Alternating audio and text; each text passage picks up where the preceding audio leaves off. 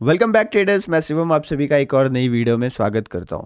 Traders, हाल ही में जो मैंने वीडियो डाली थी उसमें आपका रिएक्शन बहुत ही अच्छा था, जिस कारण से मैं आप लोगों का बहुत बहुत धन्यवाद करना चाहता हूं। और इसीलिए आप मेरी तरफ से गिफ्ट समझो या फिर एक और बहुत अच्छा तोहफा समझो आप, जिसमें मैं आपको एक और बहुत बड़ा चार्ट रीडिंग का सीक्रेट समझाने वाला हूँ। दोस्तों, लगभग जब से ये चैनल बना है तभी से ये सवाल तो ज़रूर आता है कि सर, हमने बातें तो बहुत सुनी है कि चार्ट को फील कैसे करते हैं, चार्ट को फील करो, चार्ट को फील करो, चार्ट को देखोगे तो काम नहीं चलेगा। लेकिन सर, ये चार्ट को फील करने का प्रोसेस क्या है एग्जैक्टली आपको तरीका बताओ जिससे मुझे चार्ट फील होने लगे। मुझे तो समझ में नहीं आता, मुझे तो चार्ट दिखता ही है खाली अभी।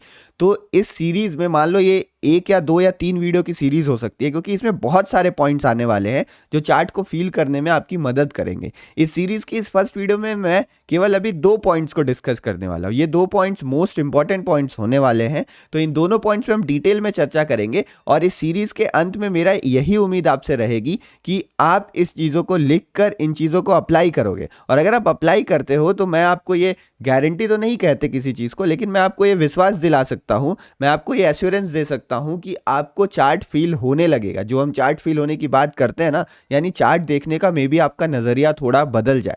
तो इसीलिए इस पूरे सीरीज को फॉलो करेगा, उसके लिए बस आपको चैनल सब्सक्राइब करना है और नोटिफिकेशन बेल को प्रेस कर देना है, ताकि जब अगली वीडियो आए तो आपको वो मिल जाए और ये सीरीज आपसे मिस ना हो। चलिए, टाइम वेस्ट नहीं करूंगा और वीडियो को डायरेक्टली स्टार्ट करता हूं और बात करता हूं दो पॉइंट्स में। और आज मैंने चार्ट भी खोल रखा है, तो साथ साथ एग्जांपल्स भी दिखाते जाऊंगा मैं आपको कि आखिर वो क्या तरीका है, उसको प्रैक्टिकली इंप्लीमेंट कैसे करना चाहिए।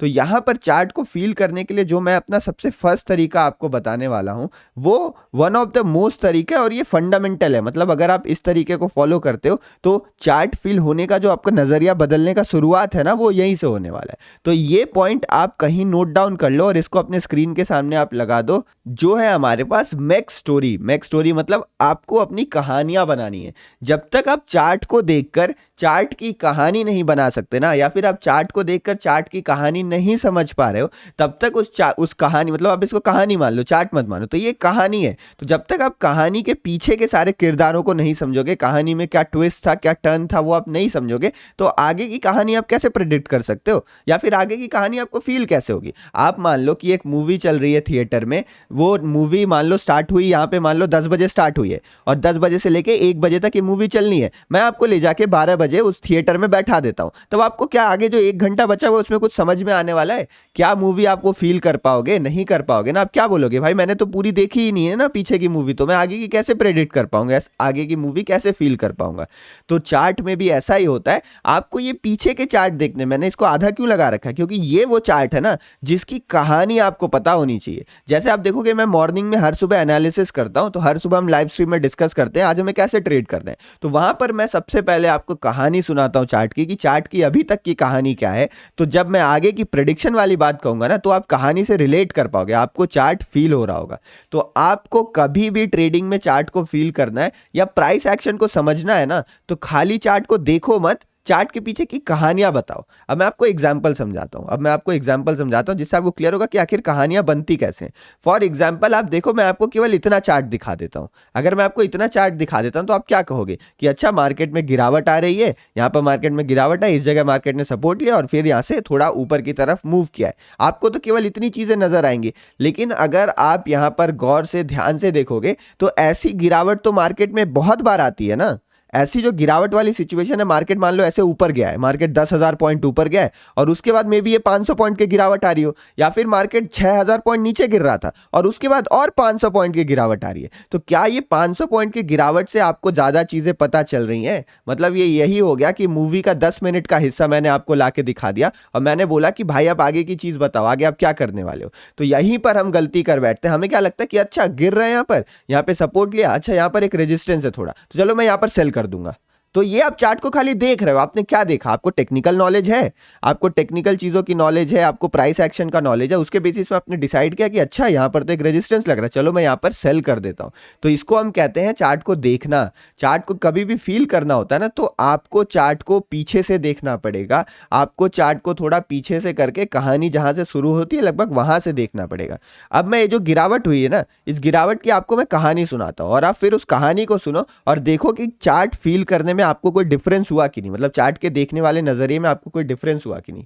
तो जैसा कि मैं देख पा रहा हूं 8 तारीख को आ जाते हैं, आप कितना भी पीछे से इस कहानी को शुरू कर सकते हो। मैं यहां से शुरू करता हूं क्योंकि मुझे लगता है कि यहां से अगर मैं स्टार्ट करूं तो ये जो गिरने वाला कॉन्टेक्स्ट है ना, या फिर ये किस तरीके से गिरा है मार्केट में, किस वजहों से गिरा है, वो मैं अच्छे से एक्सप्लेन कर पाऊंगा। तो चाहूं तो मैं यहां से भी शुरुआत कर सकता हूं, यहां से भी शुरुआत कर सकता हूं, लेकिन यहां से करते हैं ताकि हमें थोड़ा अच्छे से समझ में आ सके। तो आप कहां से कहानी बनाना स्टार्ट कर रहे हो ना, वो ज्यादा मायने नहीं रखता है, लेकिन ये ध्यान रखो कि मतलब जैसे मैं यहां से क्यों स्टार्ट कर रहा हूं, यहां से लेके यहां तक तो मार्केट साइडवेज था, तो इस जोन में भी मार्केट साइडवेज है, इस जोन में भी मार्केट साइडवेज है, तो मैं यहां से भी शुरू कर सकता हूं। लेकिन मैं अगर यहां से स्टार्ट करता हूं और यहां से स्टार्ट करता हूं, मतलब ये मान लो पॉइंट ए है और ये मान लीजिए पॉइंट बी है, तो अगर मैं पॉइंट ए से शुरू करता हूं और पॉइंट बी से शुरू करता हूं, तो ए जो पॉइंट ए है यहां पे तो मार्केट साइडवेज था, लेकिन पॉइंट बी में मार्केट ने ब्रेकआउट दिया, तो ये दोनों रेफरेंस अलग अलग हो गए ना। आप मेरी बात समझ रहे हो ना, दोनों पॉइंट की वैल्यू अलग अलग होगी क्योंकि दोनों अलग अलग जगह बने। लेकिन अगर मान लो मैं यहां लेता हूं, ये पॉइंट ए है और ये पॉइंट बी है, तो यहां भी मार्केट साइडवेज है और यहां भी मार्केट साइडवेज है,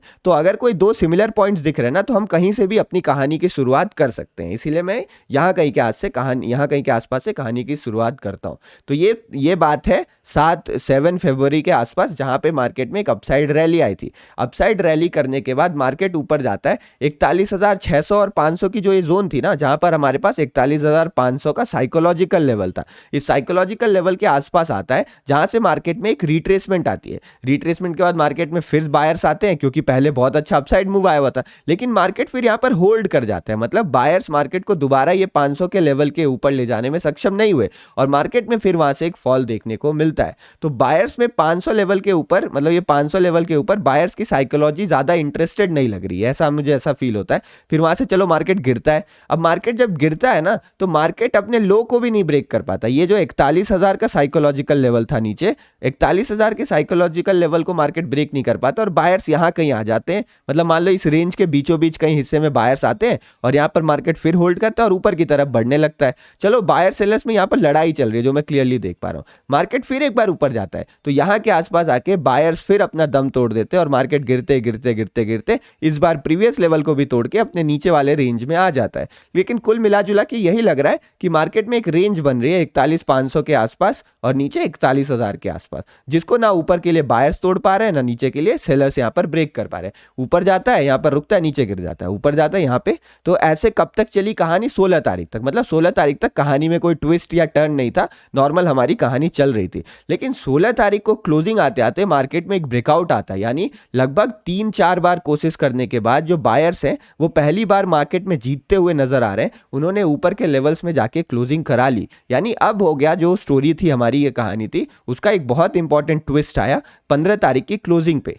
अब सबको इंतजार था कि 16 तारीख को क्या होगा, मार्केट ने तो ब्रेकआउट कर दिया है, तो ब्रेकआउट के हिसाब से सबको यह लग रहा था कि 16 तारीख को मार्केट को ऊपर की तरफ जाना चाहिए था। लेकिन 16 तारीख को क्या होता है, जो पहली कैंडल बनती है 15 मिनट का, उसी का हाई मार्केट ब्रेक नहीं कर पाता है। और अगर हम ध्यान से देखेंगे, ये हाई बनता है 42,000 के आसपास, जो बजट डे का भी हाई था। तो यानी बजट डे के हाई से आसपास यहां पर मार्केट रेजिस्टेंस लेता है और कल जो ये बायर्स ने बड़ी मेहनत से मार्केट को ऊपर ले गए थे, एक खतरनाक ट्विस्ट आता है, टर्न आता है और मार्केट धीरे धीरे करके नीचे गिरते गिरते फिर उसी रेंज में आके क्लोजिंग दे देता है जिस रेंज में मार्केट फंसा हुआ था। तो यानी यहां पर बायर्स ने एक कोशिश तो करी, उन्होंने अपनी पूरी ताकत लगाई, लेकिन ऊपर के लेवल्स पर सेलर्स उसको घुमाने में काबिलियत, मतलब वो सक्षम हो गए। सेलर्स ने इसको टर्न अराउंड कर दिया नीचे की तरफ और अब मार्केट उसी रेंज में आके क्लोज कर दिया। चलो अभी भी सिचुएशन ज्यादा खराब नहीं हुई थी, तो लेकिन अब जब ऊपर से नीचे गिरा है ना, तो सेलर्स जो थे उनको थोड़ा कॉन्फिडेंस आ गया। उनको क्यों कॉन्फिडेंस आया? क्योंकि बायर्स ऊपर गए थे, तो बायर्स ऊपर ले जा नहीं पाए,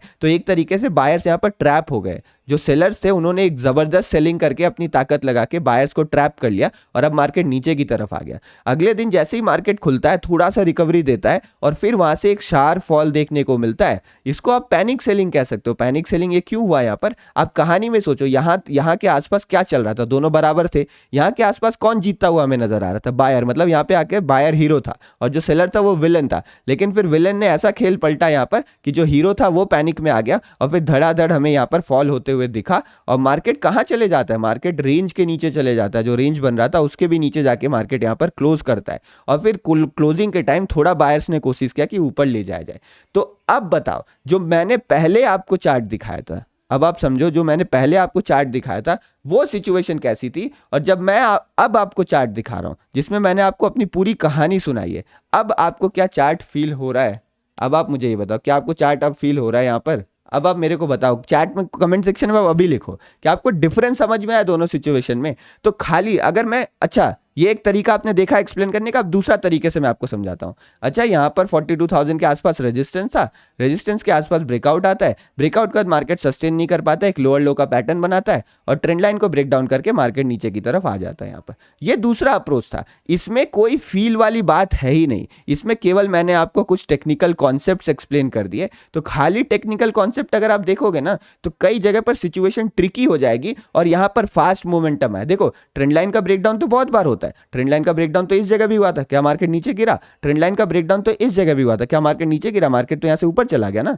तो अगर आप टेक्निकल के साथ अपनी कहानी जोड़ दोगे तो ही आपको प्रॉपर चार्ट फील होना स्टार्ट होगा। तो ये हमारा पॉइंट नंबर 1 था यहाँ पर। तो आई होप ये पॉइंट नंबर 1 आपको क्लियर हो गया होगा कि किस तरीके से चार्ट को फील किया जाता है। अगर ये पॉइंट अच्छा लगा हो, अगर समझ में आया हो, तो इसको सबसे पहले नोट डाउन करिए कॉपी में और उसके बाद इस वीडियो को लाइक करके नीचे कमेंट सेक्शन में बताइए कि अब से मैं ये फॉलो करने वाला हूँ। आप ये कमेंट सेक्शन में लिखो कि मैं चार्ट में कहानियां बनाना स्टार्ट करूंगा, मैं हर एक ट्रेड लूंगा ना, हर एक ट्रेड लेने से पहले मुझे उसका हाउ एंड वाई पता चलेगा, मतलब मैं इस ट्रेड को कैसे लेने वाला हूं और इस ट्रेड को क्यों लेने वाला हूं। तो ये जो क्यों का जवाब आपको मिलेगा ना, वो आपको 2 चीजें देंगी, मतलब टेक्निकल और प्लस आपकी खुद की कहानी जो आपने चार्ट के लिए बना रखी है। मतलब ओवरऑल आप चार्ट को फील करने के बाद ट्रेड ले रहे हो। कुछ लोग बोलते हैं सर आप अपना सेटअप बताओ, सर आप अपना सेटअप बताओ। तो जो भी आप ट्रेडर्स पूछोगे ना जो प्रोफेशनली काम करते हैं, वो केवल एक सेटअप पे काम नहीं करते हैं। मैं भी एक सेटअप पे काम नहीं करता हूँ। मेरा जो मेन सेटअप है आप कह लो वो यही है, मैं स्टोरी बनाता हूँ, मैं चार्ट को फील कर पाता हूँ और फिर उस हिसाब से मैं डिसाइड करता हूँ कि मुझे किस जगह पर एंट्री करनी है, किस जगह पर एंट्री नहीं करनी है। तो पॉइंट नंबर 1 अगर क्लियर हो गया तो अब बढ़ते हैं हम पॉइंट नंबर 2 की तरफ। पॉइंट नंबर 2 भी उतना इंपॉर्टेंट है जितना पॉइंट नंबर 1 इंपॉर्टेंट था। पॉइंट नंबर 2 है हमारा focus on bigger market structure. मतलब ये मिला जुला पॉइंट है, इसलिए मैं इसको एक स्ट्रक्चर में, मतलब एक ही वीडियो में बता रहा हूं। अब ये पॉइंट क्या है आप समझो, साइकोलॉजी, मतलब अगर आपको बायर सेलर साइकोलॉजी समझनी है वो भी, और दूसरा चीज अगर आपको टेक्निकल में इन डेप्थ जाना है ना, अगर आपको सच में टेक्निकल जो चीजें हैं, trend line, support, resistance, candlestick, उनकी इंपॉर्टेंस समझनी है, तो आपको छोटे से, मतलब एक छोटे से जोन में घुस के, छोटे से टाइम फ्रेम में घुस के एनालिसिस नहीं करनी है। आपने कभी भी देखा होगा मैं एनालिसिस करता हूं तो सबसे पहले मैं एनालिसिस कहां से स्टार्ट करता हूं, आप ही बताओ। सब कुछ आपके सामने मैं लाइव ही करता हूं जनरली। तो मैं डेली चार्ट से, जो डेली वाला चार्ट होता है, मतलब डे टाइम फ्रेम होता है, वहां से मैं एनालिसिस शुरू करता हूं। वहां से फिर मैं 15 मिनट में आता हूं और फिर मैं 5 मिनट के चार्ट में आता हूं और कभी कभी 1 मिनट के चार्ट में भी जाके मैं ट्रेड एग्जीक्यूट करता हूं। तो आप देख रहे हो जो बिगिनर ट्रेडर्स ये गलती कर देते हैं, उनकी एनालिसिस यहां कहीं से शुरू होती है। तो हमें यहां कहीं से नहीं, हमें बड़े टाइम फ्रेम वाले स्ट्रक्चर को समझना पहले जरूरी है कि अच्छा मार्केट में मेजर ट्रेंड चल क्या रहा है, मार्केट में मेजर ट्रेंड क्या चल रहा है, मार्केट में अभी जो मार्केट खड़ा है वो मार्केट किस जगह पर खड़ा है वो हमें देखना जरूरी है। क्या मार्केट एक डाउन ट्रेंड में रिट्रेसमेंट वाले जोन पे खड़ा है, या मार्केट डाउन ट्रेंड में लो ब्रेक करने वाला है, क्या मार्केट अप ट्रेंड में लो ब्रेक करने वाला है। तो ऐसी जो सिचुएशंस चेंज होती है ना, वहां पर आपको टेक्निकल एनालिसिस और प्राइस एक्शन की समझ बहुत गुना बढ़ने वाली है। तो इसको पता है, इसका प्रॉपर नेम भी है, इसको हम टॉप डाउन अप्रोच कहते हैं। टॉप डाउन मतलब हम सबसे पहले बड़े टाइम फ्रेम पे फोकस करेंगे एंड देन फिर हम टाइम फ्रेम पे स्विच करेंगे और हम अपनी परफेक्ट एंट्री ढूंढेंगे। बट अंडरस्टैंडिंग जो होती है ना, वो डेली टाइम फ्रेम से ही शुरू होती है। तो कभी आप एनालाइज करो, देखो मैं तो यही कहूंगा आप चैनल सब्सक्राइब कर दो और डेली आप लाइव ज्वाइन किया करो मॉर्निंग के टाइम। अगर आप मॉर्निंग के टाइम लाइव ज्वाइन करोगे तो धीरे धीरे आपको एनालिसिस करने की आदत बनेगी। उसके बाद फिर आप खुद भी एनालिसिस करना स्टार्ट कर सकते हो। इस टॉप डाउन अप्रोच को अगर आप फॉलो करते हो तो आपको बड़ी पिक्चर क्लियर रहेगी। फॉर एग्जाम्पल देखो, अभी मैं अगर डेली चार्ट में जाता हूं तो डेली चार्ट में आपको क्या दिख रहा है, डेली चार्ट में क्लियरली दिख रहा है कि मार्केट का जो मेजर ट्रेंड है वो अप है, लेकिन मार्केट लगभग दिसंबर से आप मान लो या इस साल के शुरुआत से मान लो, मार्केट एक माइनर डाउन ट्रेंड में चल रहा है। तो डेली चार्ट टाइम फ्रेम में हमें एक डाउन ट्रेंड दिख रहा है और मैं क्या देख रहा हूं कि यहां पर ये जो 2 रेड कैंडल्स बनी है ना, वो 2 रेड कैंडल्स अपने प्रीवियस हाई के नीचे बनी हुई है कहीं। तो मतलब यहां पर बायर्स ने कोशिश तो करी कि वो ऊपर ले जाए, लेकिन वो उतना ऊपर अभी ले जाने में सक्षम नहीं हुए कि मार्केट का वो ट्रेंड चेंज कर सके, या जो माइनर ट्रेंड चल रहा है उसको मार्केट को वो बदल सके। तो अभी भी कहीं ना कहीं डेली चार्ट में थोड़ी हमें बियरिशनेस दिखती है।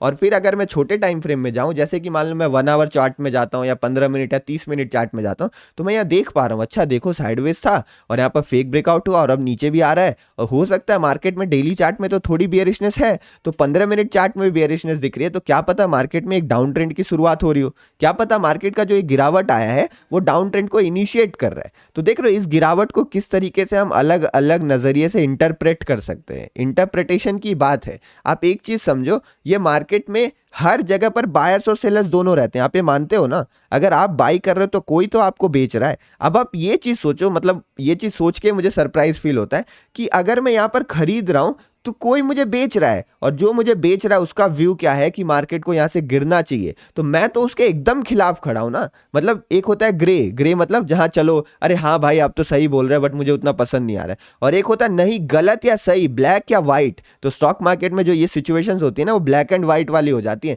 कि या फिर आप सही होगे आप पैसा कमाओगे, या फिर जिस बंदे ने आपको ट्रेड दिया है, जिससे आप खरीद रहे हो या जिसको आप बेच रहे हो वो पैसा कमाने वाला है। तो क्यों ये डिफरेंस आता है आप ही सोचो, क्योंकि सारा गेम इंटरप्रिटेशन का है, सारा गेम नजरिए का है कि चार्ट को कौन किस तरीके से देखता है। तो आपको अपने चार्ट देखने के नजरिए को ही बदलना है, और वही मेन चीज है। टेक्निकल एनालिसिस का पूरा कोर कॉन्सेप्ट ही वही है। सपोर्ट रेजिस्टेंस ट्रेंड लाइन सबको पता रहता है, कौन नहीं जानता आप ही बताओ। आजकल जो भी है सबको सपोर्ट रेजिस्टेंस ट्रेंड लाइन पता है, लेकिन ये जो चीज है वो जो समझ जाए उसी को फिर धीरे धीरे आइडिया लगता है कि सपोर्ट रेजिस्टेंस ट्रेंड लाइन की खूबियां क्या है, खासियत क्या है। लोग मेरे से बोलते हैं ना कि सर आप कोई एडवांस स्ट्रैटेजी बताओ, ये सिंपल चीजें क्या बताते हो आप, ये सिंपल चीजें तो मार्केट में काम ही नहीं करती हैं। अब इसका उत्तर देने के लिए मुझे लगता है कि आपको समझ में ही आ गया होगा, चीजें हमेशा सिंपल ही काम करती हैं, केवल फर्क क्या रहता है उनके देखने को नजरिए को रहता है। जो चार्ट को फील कर पा रहा है ना, जो इन support resistance trend line candlesticks को फील कर पा रहा है, इन्हें समझ रहा है सच में, वो इन सिंपल चीजों से भी पैसा बना लेगा। और जिनको समझ में नहीं आ रहा वही एडवांस चीजों के पीछे जाते हैं। चार्ट में 10 इंडिकेटर लगाओ, कैंडलस्टिक की कोई बहुत एडवांस स्ट्रैटेजी बता दो, सपोर्ट रेजिस्टेंस तो काम ही नहीं करता, ट्रेंड लाइन तो काम ही नहीं करता, हमें तो एसएल हंटिंग करना है। मार्केट तो पूरा बदल गया, मार्केट सपोर्ट रेजिस्टेंस थोड़ी फॉलो करता है, मार्केट तो एसएल हंट करता है सबके। तो अब आपको जो अप्रोच फॉलो करना है आप करो, लेकिन मैं बता रहा हूं कि सिंपल चीजों से भी पैसा बनता है। आई होप ये वीडियो आपको पसंद आई होगी। वीडियो कैसी लगी, अगर इस वीडियो में भी आपका रिएक्शन अच्छा रहता है ना, और हम अगर 1000 लाइक तक पहुंच जाते हैं, अगर 1000 लाइक्स इस वीडियो में आ जाते हैं, तो फिर नेक्स्ट वीडियो भी मैं बहुत जल्दी लाऊंगा। मुझे उम्मीद है आप पूरा करवा ही दोगे। वैसे मुझे इसके बारे में ज़्यादा मैं बात करता नहीं हूँ, क्योंकि लाइक करना नहीं करना आपकी मर्जी है, लेकिन वीडियो में कुछ खराब लगाओ तो नीचे कमेंट सेक्शन में आप ज़रूर बता देना कि वीडियो आपको पसंद आई कि नहीं आई, वीडियो में कोई कमी थी तो क्या थी। मुझे आपके फीडबैक्स का हमेशा इंतजार रहता है। चले मिलता हूँ नेक्स्ट वीडियो में। जय हिंद, bye, goodbye, take care.